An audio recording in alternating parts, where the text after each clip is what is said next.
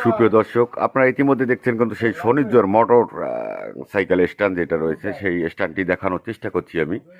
দর্শক, এইখানে কিছুদিন আগেও কিন্তু শত শত গাড়ি যাত্রী সেবায় নিয়োজিত ছিল। আজকে পেট্রোলের অভাবে গাড়ির তেল সংকটের কারণে কিন্তু স্থান শূন্যতা বিরাজ করছে এবং যাত্রীদের সেই ভোগান্তি দেখেন। অনেক যাত্রী কিন্তু এখানে বসে আছে, তারা যাতায়াত করতে পারছে না। দর্শক, আসলে এটা কিভাবে দেখবেন জানি না, কিন্তু অনেক লোকে বলে যে তেলের কোনো সংকট নাই দেশে, কিন্তু তারা মুখেই বলে, কিন্তু গাড়িগুলো কিন্তু তেল আনতে পারছে না। তেলের অভাবে অনেক গাড়ি কিন্তু বন্ধ হয়ে আছে স্ট্যান্ডে এবং স্ট্যান্ড শূন্যতায় সাধারণ যাত্রী যারা রয়েছে তারা কিন্তু ভুগছে।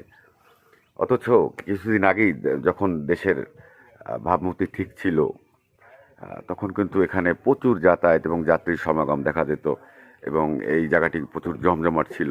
আজকে হয়তো সেই দিনটি নাই। রাস্তা আছে বা যাত্রীও আছে, কিন্তু গাড়ি চলাচলটা নেই। জানি না যে তেলের সংকটটা কবে কাটবে, তবে আশা করা যায় 2-1 মাসের মধ্যে হয়তো সংকটটি কাটবে।